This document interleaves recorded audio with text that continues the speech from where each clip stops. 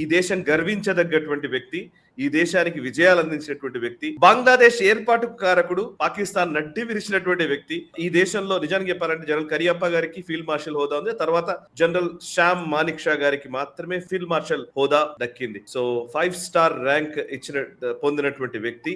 నిజంగా ఆయన పేరు మీద సినిమా కూడా వచ్చింది, శ్యామ్ బహదూర్ అనే సినిమా ఒకటి కూడా వచ్చింది, విక్కీ కౌశల్ హీరో. చాలా అద్భుతంగా ఉంటుంది. యాక్చువల్లీ మీరు చూస్తుంటారా? చూడలేదేమో, బట్ ఎస్, ప్రేక్షకులు ఖచ్చితంగా చూడాలి. ప్లీజ్ జనరల్ శ్యామ్ మానిక్ షా గారి గొప్పతనం గురించి తెలియజేస్తారు. అంటే ఈయన 1914లో జన్మించారు. ఆయన అంటే ఇప్పుడున్నటువంటి అమృత్సర్ పంజాబ్ లో జన్మించారు. ఆయన ఒక పార్సీ కుటుంబానికి చెందినటువంటి వారైన. ఆయన తండ్రి కరాచీకి వెడుతూ అమృత్సర్ లో ఆయన భార్యకి పురిటి నొప్పులు వస్తే అక్కడ ఉండిపోవాల్సి వచ్చింది. వాళ్ళు ఉండిపోవడంతో అక్కడే పురుడు పోసుకుంది ఆవిడ. తర్వాత మళ్ళీ ఇంకా లాహోర్కి కరాచీకి వెళ్ళడం ఎందుకు అని చెప్పి శ్యామ్ మానిక్ షా గారి తండ్రి అక్కడే ప్రాక్టీస్ మొదలు పెట్టారు. అందుకనే పంజాబ్లోనే సెటిల్ అయ్యారు. సో అందుకనే ఆయన అక్కడే పుట్టారు, అక్కడే పంజాబ్లోనే చదువుకున్నారు. ఆయన పంజాబ్లోనే చదువుకొని తర్వాత క్రమేపీ లండన్కి వెళ్ళి వాళ్ళ నాన్నగారు వచ్చే డాక్టర్ కాబట్టి లండన్కి వెళ్ళి చదువుకోవాలి అని ఆయన అనుకునేవారు.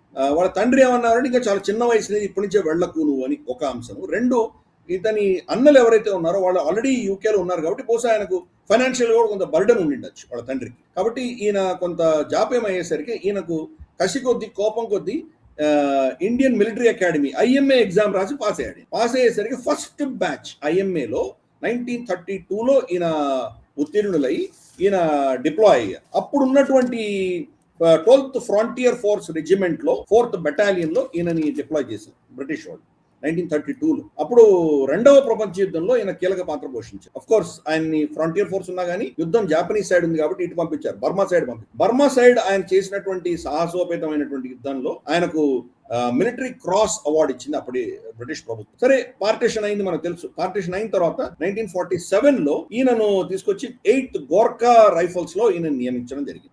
8th గోర్ఖా రైఫల్స్ లో ఆయన పెట్టిన తర్వాత ఈయన టీమ్మేట్ అంటే ఫస్ట్ IMA ఇండియన్ మిలిటరీ అకాడమీలో ఉన్నటువంటి ఈయనతో పాటి ఎవరైతే చదువుకున్నారో ఈయన క్లాస్మేట్స్ ఎవరైతే ఉన్నారో వాళ్ళు పాకిస్తాన్ ఆర్మీ చీఫ్స్ గా వెళ్ళారు, బర్మా ఆర్మీ చీఫ్స్ గా కూడా వెళ్ళారు. సో కాబట్టి అంటే ఆ పార్టిషన్ టైంలో వీళ్ళందరూ కలిసి చదువుకున్నటువంటి పరిస్థితి. సో అక్కడి నుంచి ఆయన 1947లో ఆఫ్ కోర్స్ ఈయనకు ఇండియా పాకిస్తాన్ యుద్ధంలో ఈయనకు ఎటువంటి పాత్ర ఇవ్వలేదు, కానీ అడ్వైజర్ గా తీసుకున్నారు ప్రభుత్వం అంటే ఆర్మీ. ఈయన ఆ అంశంలో కావచ్చు, తర్వాత హైదరాబాద్ లిబరేషన్ ఆపరేషన్ పోలోలో కావచ్చు, అప్పుడు కూడా ఈయన ఒక అడ్వైజరీ రోల్ దాంట్లో ఆయన హస్తం కూడా ఉన్నది. అప్పుడు తర్వాత 1962 యుద్ధం వచ్చేసరికి పొలిటికల్ గా కృష్ణ మేనన్ అప్పుడంతా పొలిటిసైజ్ చేశాడు, మొత్తం ఆర్మీని పొలిటిసైజ్ చేశాడు. మనకు తెలుసు కదా, జనరల్ కాల్ ని ఆర్మీ చీఫ్ గా నియమించడము. జనరల్ కాల్ ఎటువంటి అంశాలు తెలిసిన విషయమే, విషాదగాథ మనకు. 1962 ఎంత ఆర్మీని ఎంత పొలిటిసైజ్ చేశాడో కృష్ణ మేనన్ మనకు తెలుసు. ఆ పొలిటిసైజేషన్ లో దేశద్రోహం కింద ట్రీజన్ చట్టం కింద ఈయనని పక్కన పెట్టేశారు శ్యామ్ మానిక్ షా. తర్వాత మళ్ళీ ఇన్వెస్టిగేషన్ లో ఆర్మీ ఆఫ్ కోర్స్ వీళ్ళెంత పొలిటీషియన్స్ ఎంత పొలిటిసైజ్ చేసినా ఆర్మీలో మనకు తెలుసు కదా, వాళ్ళు మళ్ళీ పారదర్శకంగా వాళ్ళు ఇన్వెస్టిగేట్ చేస్తారు.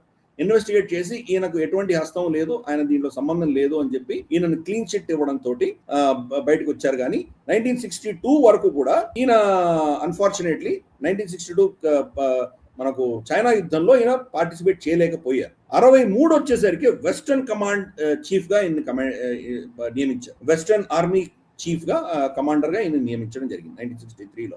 అంటే అంతవరకు ఆయన పాపం ఏం చేయలేకపోయారు ఆ కీలకమైన 1962. ఇది ఎందుకు నేను చెప్తున్నానంటే దాని తర్వాత ప్రతి యుద్ధం ఆయన గెలిచాడు. దాని తర్వాత వచ్చినటువంటి 1967 నత్తుల్లా పాస్ యుద్ధంలో కూడా నత్తుల్లా చోలా రెండు, ఇది కూడా ఏ రోజు ఒక శాతంలో మనం చర్చిద్దాం. మనము ఈ రెండు ప్రాంతాల్లో కూడా మనకు సైన్యం అక్కడ వెళ్ళినప్పుడు మన వెనక నుంచి మనకు ఆర్డర్స్ ఏమొచ్చినాయంటే చైనీస్ సోల్జర్స్ వస్తున్నారు అంటే అప్పుడే 62లో మనం దెబ్బతిన్నాం. మనం 5 ఏళ్ల తర్వాత జరిగినటువంటి ఘటనలో వెనక్కి రాండి అని ఆర్డర్ ఇస్తే శ్యామ్ మానిక్ షా వెనక్కి రాలేదు. ఆయన అక్కడే నత్తుల్లాలో ఆయన అక్కడ నిలబడ్డారు. ఆయన చోలాలో ఉన్నటువంటి కమాండర్ వెనక్కి వచ్చేసరికి ఇప్పటి వరకు చోలా ఇప్పుడు కూడా చైనా అధీనంలో ఉంది, కానీ నత్తుల్లా మన అధీనంలో ఉంది. నత్తుల్లా ఆయన వెనక్కి రాలేదు. కాబట్టి అక్కడ కూడా శ్యామ్ బహదూర్ శ్యామ్ మానిక్ షా గారు అక్కడ కూడా విజయం సాధించారు. కాబట్టి దాని తర్వాత ఎస్పెషలీ ఆయన నాగాల్యాండ్ ఇక్కడ ఈశాన్య రాష్ట్రాల్లో ఆయనను నియమించేసరికి అక్కడ ఉన్నటువంటి వేర్పాటు వాదులకు వ్యతిరేకంగా ఆయన చేసినటువంటి చర్యల వల్ల ప్లస్ ఈ 1967లో జరిగినటువంటి ఘటన వల్ల ఆయనకు పద్మభూషణ్ ఇచ్చారు. 1968లో ఆయనకు పద్మభూషణ్ ఇచ్చారు. అంటే మిజోరాము, నాగాలాండ్ ఇన్సర్జెన్సీ అని కూడా చాలా ఎఫెక్టివ్గా ట్యాకిల్ చేయగలిగారు. ఫైనల్గా 1969లో ఈయన ఆర్మీ చీఫ్గా నియమించారు. భారత ఆర్మీకే ఆయన చీఫ్గా వెళ్ళారు. ఆర్మీ చీఫ్గా వెళ్ళిన తర్వాత మనకు తెలుసు 2 సంవత్సరాల్లో మనకు యుద్ధం వచ్చింది. 1971లో యుద్ధం వచ్చింది. అది అఫ్ కోర్స్ తెలియని భారతీయుడు ఉండడు నాకు తెలిసి. 1971 యుద్ధంలో శామ్ మానేక్షా గారు ఎటువంటి యుద్ధం చేశారు, ఎలా పాకిస్తాన్ ఓడించారు, ప్రపంచ చరిత్రలోనే ఎస్పెషలీ 2వ ప్రపంచ యుద్ధం తర్వాత 93,000 మంది సైనికులని వాళ్ళని బందీలుగా తీసుకోవడం అన్నది అది చరిత్రలోనే చాలా పెద్ద ఇన్సిడెంట్ అది. అలాగే మనకు లోంగోవాల్ యుద్ధం కావచ్చు, ఇవన్నీ కూడా ఒక ఫోక్లోర్స్. ఎన్ని సినిమాలు వచ్చినాయో మనం చూసినాం మనం. దానికి ఆర్మీ చీఫ్గా వ్యవహరించారు ఆయన. మనకు ఉన్నటువంటి తక్కువ పార్టీ కెపాసిటీ తోటి యుద్ధం సాధించగలిగారు. మనకు అప్పుడు తెలుసు ఇందిరాగాంధీ గారు ఏప్రిల్ మేలోనే మనకు ఈస్ట్ పాకిస్తాన్ అటాక్ చేయమని ఆర్డర్ ఇచ్చారు. ఆర్డర్ ఇస్తే ఆయన ససేమిరా అన్నాడు. ఆయన ఇప్పుడు నెలలో మనకు వర్షం వస్తుంది, అక్కడ మన ట్యాంకులన్నీ ఇరుక్కుపోతాయి, అనవసరంగా మనం దెబ్బతింటాం, మనం ఓడిపోతాం, మనం నాకు సమయం ఇవ్వు, నేనే యుద్ధం ఎప్పుడు సిద్ధంగా ఉంటాను చేస్తానని చెప్పారు ఆయన. 6 నెలలు ప్రిపేర్ అయిన తర్వాత డిసెంబర్లో ఆయన యుద్ధం ప్రకటించారు. యుద్ధం మనం చేసాం. ఓ వారం 10 రోజుల్లో మనం గెలిచాం. ఆ విషయం మనకు తెలుసు. గాథ అంతా కూడా చాలా అద్భుతమైన గాథ. మనం ఢాకాకు వెళ్ళినప్పుడు జనరల్ అరోరా వాళ్ళ సంతకాలు పెట్టినటువంటి ఆ టేబుల్ కూడా మనం చూసి వచ్చాం, వాళ్ళ మ్యూజియంలో చూసాం మనం. కాబట్టి అదంతా ఒక పెద్ద ఫోక్లోర్. అందుకని నేను డీటెయిల్కి వెళ్ళదలుచుకోలేదు. బట్ బంగ్లాదేశ్ ఫార్మేషన్కి కీలకమైనటువంటి యుద్ధము ఆ 1971 యుద్ధంలో ఆర్మీ చీఫ్గా వ్యవహరించారు. కాబట్టి ఆయనను అప్పుడు పద్మ విభూషణ్తో సత్కరించారు. ఇది అయిన తర్వాత 1972లో ఆయన పద్మ విభూషణ్ ఇచ్చారు. అంటే ఇక భారత రత్నకి నెక్స్ట్ హైయెస్ట్, ఆల్మోస్ట్ ఇంక సెకండ్ హైయెస్ట్ అవార్డు ఆయనకి ఇచ్చారు. ఫైనల్గా 1973 జనవరిలో ఈయనను ఫీల్డ్ మార్షల్ చేశారు.